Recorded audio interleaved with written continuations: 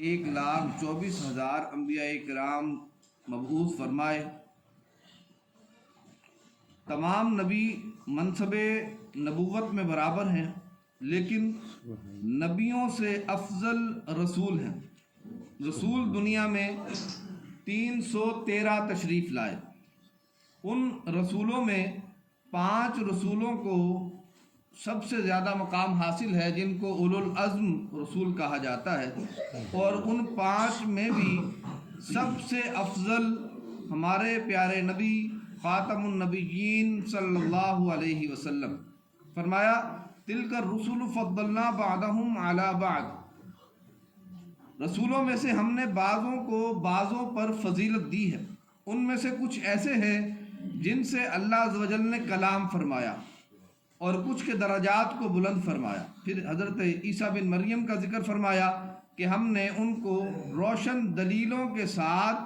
اور روح القدس کی مدد کے ساتھ، روح القدس سے مراد جبریل ہے، کی مدد کے ساتھ مبعوث فرمایا۔ اس کے بعد اس پارے کے آغاز میں ہی رب کریم فرماتا ہے، اے ایمان والو خرچ کرو اس میں سے جو ہم نے تمہیں رزق دیا، اس سے پہلے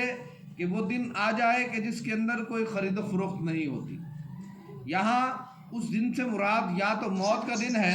کہ اپنے مرنے سے پہلے خرچ کر لو، یا پھر قیامت کا دن ہے۔ اس کے بعد اس پارے کے آغاز میں ہی ایک آیت مبارکہ ہے جس کو ہم آیت الکرسی کے نام سے جانتے ہیں۔ یہ وہ آیت مبارکہ ہے کہ جس کے بارے میں آتا ہے کہ جو ہر نماز کے بعد اس کو پڑھ لے، اللہ تبارک و تعالیٰ اس کی بخشش و مغفرت فرما دے۔ اور یہ آیت مبارکہ خوف سے نجات دلانے والی آیت ہے، جادو جنات سے حفاظت کرنے والی آیت ہے، اور اسی طرح دیگر بہت سارے فوائد اس آیت مبارکہ میں موجود ہیں۔ پھر اللہ عز و جل اس پارے کے دوسرے رکوع میں حضرت ابراہیم علیہ السلام کے 2 واقعات کا ذکر فرماتا ہے۔ ایک واقعہ تو یہ ہے کہ اس وقت کے جو بادشاہ تھا اس نے کہا میں خدا ہوں۔ حضرت ابراہیم علیہ السلام نے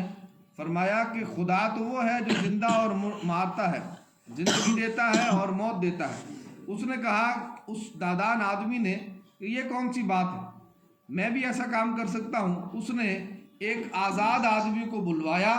اور اس کو موت دے دی، پھانسی پہ چڑھا دیا، اور ایک سزائے موت کے قیدی کو بلوایا اور اس کو آزاد کر دیا۔ کہا دیکھو میں نے بھی زندگی اور موت تقسیم کر دی۔ حضرت ابراہیم علیہ السلام نے فرمایا اے نادان، رب وہ ہے جو سورج کو مشرق سے نکالتا ہے اور مغرب میں غروب کرتا ہے، اور اگر تو بھی ایسا ہے تو پھر مغرب سے نکال کر دکھا۔ فَبُهِتَ الَّذِي كَفَرَ، پھر کافر جو ہے اس کے پاس کوئی جواب نہ رہا، وہ بکھلا گیا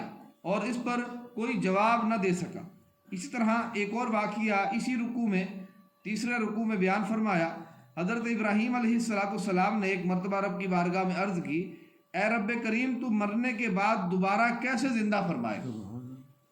تو رب نے ارشاد فرمایا اے ابراہیم کیا آپ کو اطمینان نہیں، کیا آپ کو یقین نہیں؟ تو آپ نے فرمایا مجھے یقین تو ہے، لیکن اطمینان قلبی کے لیے میں یہ عرض کر رہا ہوں۔ تو رب کی طرف سے ارشاد ہوا اے ابراہیم آپ اس طرح کریں، 4 جانوروں کو لیں، ان کو ذبح کریں، ان کے گوشت کو بنائیں اور ان کے گوشت کو آپس میں مکس کر دیں۔ پھر جہاں وہ موجود تھے وہاں چاروں طرف 4 پہاڑ تھے، تو فرمایا ان مکس شدہ گوشت کو 4 پہاڑوں کے اوپر رکھ کر آ جائیں، پھر آپ جس پہاڑ سے جس جانور کو آواز دیں گے وہ اسی طرح کا جانور بن کر آپ کے پاس آ جائے گا۔ حالانکہ جانور ذبح ہو چکے ہیں، اس کا گوشت مکس ہو چکا ہے، لیکن پھر بھی وہ وہی جانور جو حضرت ابراہیم نے بلایا، اس پہاڑ سے وہ جانور اترتا ہوا نیچے آیا۔ تو فرمایا ایسے ہی رب کریم تمہارا رب مرنے کے بعد دوبارہ زندہ فرمائے گا۔ اگرچہ انسان کے گوشت ختم ہو جائے، ہڈیاں ختم ہو جائیں، اس کے ذرات ختم ہو جائے، لیکن رب کریم ایسے ہی دوبارہ زندہ فرمانے والا ہے۔ پھر اللہ عز و جل نے اس پارے کے چوتھے رکوع میں اپنی راہ میں خرچ کرنے کے بارے میں مثالوں کے ذریعے سمجھایا۔ کہا کہ رب کی بارگاہ میں خرچ کرنا، اللہ کی راہ میں خرچ کرنے کی مثال ایسے ہے جیسے کوئی زمین میں ایک دانہ بو دے، پھر اس دانے سے پودا نکلتا ہے اور اس میں 7 بالیاں ہوں، اور ہر بالی میں 100 دانے ہوں۔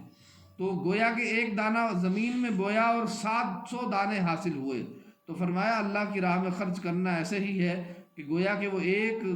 کا 700 عطا فرماتا ہے۔ پھر یہاں پر اسے کہتے ہیں نا، بریک نہیں لگا دی، ختم نہیں کر دیا اس کو، بلکہ فرمایا واللہ یضاعف لمن یشاء، اللہ عز و جل جس کے لیے چاہے اس 700 گنا سے بھی بڑھ کر عطا فرماتا ہے۔ سبحان اللہ۔ پھر فرمایا کہ اے لوگوں، جب تم اللہ کی راہ میں خرچ کر دو تو پھر اچھے طریقے سے خرچ کرو، اور پھر خرچ کرنے کے بعد آدمی بعض اوقات خرچ تو کر لیتا ہے، لیکن پھر احسان جتلا کر اور دینے والے کو اذیت دے کر کہ میں نے تجھے دیا تھا، یاد کر میں نے تجھ پر احسان کیا تھا، تو فرمایا لا تبطلوا صدقاتکم بالمن والاذی، اے ایمان والو جب اتنی بڑی سعادت حاصل کر لو کہ رب کی بارگاہ میں خرچ کرنے کی تمہیں توفیق مل گئی، تو اپنے صدقات کو احسان جتلا کر ضائع نہ کر دو۔ تو گویا کہ وہ عمل جو ایک مرتبہ کیا جائے 700 گنا اس کا ثواب ملتا ہے، اجر ملتا ہے، لیکن احسان جتلانا ایسا عمل ہے جو اس بڑے عمل کو بھی برباد کر دیتا ہے۔ تو لہذا فرمایا اللہ عز و جل کی رضا کے لیے اس کی راہ میں خرچ کرتے رہو، اور وہ تمہیں اس کا بہتر نعم البدل عطا فرمائے گا۔ پھر اس پارے کے 5ویں رکوع میں اللہ عز و جل اپنی راہ میں طیب اور پاکیزہ خرچ کرنے اور اسی کو کھانے کی ترغیب ارشاد فرماتا ہے، اور فرماتا ہے الشیطان یعیدکم الفقر، شیطان تمہارا دشمن ہے اور تمہیں یہ خوف دلاتا ہے کہ رب کی بارگاہ میں خرچ کرو گے تو فقیر ہو جاؤ گے۔ تو یہ جو بعض اوقات آتا ہے کہ میں خرچ کر دوں گا تو میرا کیا بنے گا، میرا گزارا کیسے ہوگا، میں فقیر ہو جاؤں گا، فرمایا یہ شیطان کی طرف سے وساوس ہوتے ہیں، اور رب کریم تو تمہیں اپنی راہ میں خرچ کرنے پر کشادگی کی بشارت دیتا ہے، اور اگر کبھی دل میں یہ وسوسہ آئے کہ میں خرچ کروں گا تو فقیر ہو جاؤں گا، تو جان لو کہ یہ شیطان کی طرف سے۔ اور اسی طرح فرمایا شیطان تمہیں بے حیائی کی باتوں کی طرف دعوت دیتا ہے، اور اللہ عز و جل تمہیں کشادگی اور مغفرت کی طرف بلاتا ہے، تو لہٰذا تمہیں چاہیے کہ اسی کی راہ کی طرف پلٹ جاؤ۔ پھر اس پارے کے 7ویں رکوع میں قرآن پاک کی سب سے بڑی آیت، ایک تو یہ سورۃ بقرہ ہی کا حصہ چل رہا ہے، یہ سورت سب سے بڑی ہے، 2.5 سپاروں کی تقریباً، اور اس میں ایک آیت مبارکہ ایسی ہے جو پورے قرآن میں سب سے بڑی آیت ہے۔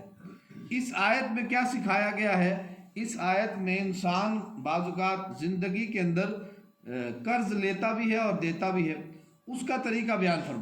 فرمایا اگر تم کسی سے قرض لینا چاہو یا کسی کو قرض دینا چاہو تو پھر اس کا طریقہ یہ ہے کہ تم آپس میں اس کو لکھ لو، معاہدہ کر لو۔ یہ زبانی کلامی بعض اوقات ہم کسی کو قرض دے دیتے ہیں تو ہمارے ساتھ دھوکے ہو جاتے ہیں، دینے والا مکر جاتا ہے، تو اللہ عز و جل نے اس پر بھی ہماری رہنمائی فرمایا جب کسی کو قرض دو تو لکھ لو، معاہدہ کر لو، جس طرح کہ آج کل ہم اسٹامپ لکھتے ہیں، معاہدہ ہوتا ہے، تو فرمایا معاہدہ لکھ لو، اور وہ اچھا لکھنے والا اس پر مقرر کر لو۔ پھر جو لکھنے والا ہو، جیسے بعض اوقات اسٹامپ فروش ہوتے ہیں، یہ ہمارے اس دور میں لکھتے ہیں، کتابت کرتے ہیں، تو فرمایا جو لکھنے والا ہو نا وہ عدل کے ساتھ لکھے، یعنی کسی کے ساتھ ناانصافی نہ کرے، بلکہ فریقین کی رعایت کرتے ہوئے دونوں کے حق میں معاہدے کو برابر لکھے۔ اچھا، پھر بعض اوقات آدمی ایسی جگہ پر ہوتا ہے لکھنے والا نہیں ہوتا، تو اللہ عز و جل نے اس کے اندر بھی رہنمائی فرمایا قرآن ہماری رہنمائی فرماتا ہے کہ اگر تمہارے پاس لکھنے والا نہ ہو تو پھر کیا کرو؟ فرمایا پھر تم عادل گواہ بنا لو، یعنی گواہوں کے ذریعے 2 بندوں کے سامنے کسی کو قرض دو تاکہ وہ وصولی کرنے میں آسانی ہو۔ تو بعض اوقات ہم اعتماد پر دے دیتے ہیں، کسی کو پتہ نہیں ہوتا، لیکن آدمی جب اس طرح کے معاملات میں جاتا ہے اور وہ پوچھتے ہیں ابھی کوئی گواہ ہو، کہتا گواہ تو کوئی نہیں ہے میرے پاس۔ قرآن ہمیں سکھاتا ہے کہ جب کسی کو قرض دیا جائے یا تو اس کو لکھ لیا جائے، اور اگر لکھنے کی فرصت نہ ہو، یعنی سفر میں ہے یا ایسی جگہ پر ہے جہاں لکھنے والا کوئی نہیں، تو بھی کوئی حرج نہیں، پھر عادل گواہ بنا لیے جائیں۔ پھر اس صورت مبارکہ سورۃ بقرہ کا ایک آخری رکوع اس پارے کا 8واں رکوع ہے، اس کے اندر بڑی ہی اہم ترین آیات کا ذکر ہے۔ آمن الرسول بما انزل الیہ من ربہ والمؤمنون، یہ والی آیات جس کے بارے میں آتا ہے کہ اس کو اپنی میتوں کے پاس پڑھو، اللہ کریم اس کے صدقے اس کی بخشش و مغفرت فرما دیتا ہے۔ اس کے بعد اس پارے کے 9ویں رکوع سے ایک نئی صورت مبارکہ کا آغاز ہے، صورت آل عمران۔ صورت آل عمران مدنی صورت ہے، اس میں 20 رکوع ہیں اور 200 آیات ہیں۔ آل عمران، آل جس طرح کہ ہم اردو میں بھی جانتے ہیں آل اولاد کے لیے استعمال ہوتا ہے، عمران کی اولاد، اس کے بارے میں یہ صورت ہے۔ عمران کون ہے؟ یہاں 2 اقوال ہیں۔ عمران سے مراد یا تو حضرت موسیٰ علیہ السلام اور حضرت ہارون علیہ السلام کے والد، ان کا نام عمران تھا، وہ مراد ہے اور ان کی اولاد کا یہاں ذکر ہے۔ اور ایک قول جو زیادہ مشہور ہے وہ یہ ہے کہ عمران حضرت مریم کے والد کا نام ہے، یعنی حضرت عیسیٰ علیہ السلام کے نانا وہ عمران تھے اور ان کا یہاں ذکر ہے اور ان کی اولاد کا ذکر ہے، اور یہی مناسب ہے کیونکہ اس صورت مبارکہ میں حضرت مریم کی عبادات کا ذکر ہے، ان کو حضرت عیسیٰ علیہ السلام کی بشارت دیے جانے کا ذکر ہے، تو اس طرح ان کے واقعات کا ذکر ہے، اس لیے اس کو آل عمران کی صورت کہا جاتا ہے۔ اس صورت کے آغاز میں ہی رب کریم نے ایک بہترین دعا بندوں کو سکھائی ہے کہ اے بندو، جب تم رب کی بارگاہ میں دعا کرو تو اس طرح کرنا، ربنا لا تزغ قلوبنا بعد اذ ہدیتنا،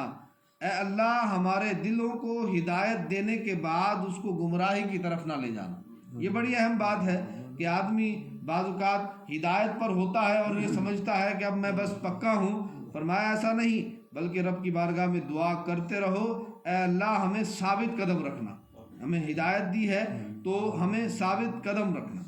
اس کے بعد اس صورت مبارکہ اس پارے کے 10ویں رکوع کے اندر اللہ عز و جل مزید اپنے طرف بلانے اور ایک اور اہم ترین چیز ان الدین عند اللہ الاسلام، کہ رب کی بارگاہ میں جو پسندیدہ دین ہے وہ اسلام ہے۔ اس امت کے لیے، آخری نبی صلی اللہ علیہ وسلم کے لیے جو دین پسند کیا گیا وہ اسلام ہے، تو یہ حضور صلی اللہ علیہ وسلم کے خاتم النبیین ہونے اور آخری شریعت ہونے کی طرف بھی اشارہ ہے کہ آپ کے بعد قیامت تک کوئی نیا دین نہیں آئے گا، بلکہ آپ خاتم النبیین ہیں اور آپ کا لایا ہوا دین ہی رب کی بارگاہ میں سب سے پسندیدہ دین ہے۔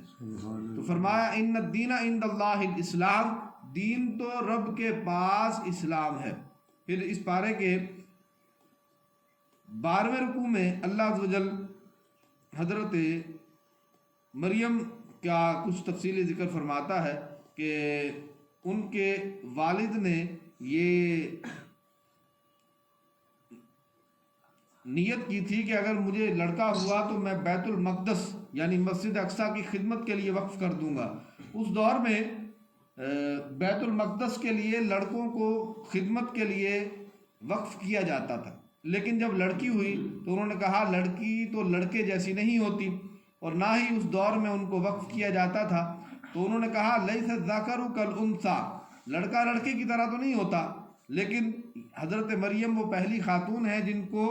مسجد اقصیٰ بیت المقدس کی خدمت کے لیے وقف کیا گیا۔ یہ جہاں پر عبادات کرتی تھی وہاں بغیر موسم کے پھل ہوا کرتے تھے۔ حضرت زکریا علیہ السلام جو اللہ کے نبی ہیں وہ وہاں پر تشریف لے گئے اور انہوں نے دیکھا کہ بغیر موسم کے پھل ہیں،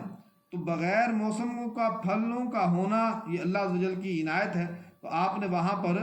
دعا کی، کیونکہ حضرت زکریا کو اس وقت تک اولاد نہیں ہوئی تھی، تو وہ جگہ جہاں اللہ کی رحمتوں کا نزول ہوا، اللہ کی طرف سے غیبی طور پر عنایتیں ہوئیں، تو وہاں آپ نے اپنے لیے بچے کی دعا کی، تو اللہ تبارک و تعالیٰ نے وہاں پر حضرت یحییٰ علیہ السلام کی خوشخبری حضرت زکریا کو عطا فرمائی۔ سبحان اللہ۔ پھر حضرت مریم کے پاس اس پارے کے 13ویں رکوع میں حضرت مریم کے پاس جبریل امین علیہ السلام کے آنے اور ان کو بیٹے کی خوشخبری جس کا نام مسیح عیسیٰ بن مریم بتایا گیا اس کا ذکر ہے، اور اسی طرح پھر آگے چل کر اس پارے کے اختتام کی طرف اللہ عز و جل کافروں کی مکر و چال کو بیان فرماتا ہے کہ کافر اور منافق رب کی بارگاہ میں ایسے ہیں کہ وہ گویا کہ دھوکہ کرتے ہیں، اور اللہ عز و جل ان کے ساتھ خفیہ تدبیر فرماتا ہے، اور اللہ تبارک و تعالیٰ بہترین خفیہ تدبیر فرمانے والا ہے۔ اللہ تبارک و تعالی ہم سب کو عمل کی توفیق نصیب فرمائے۔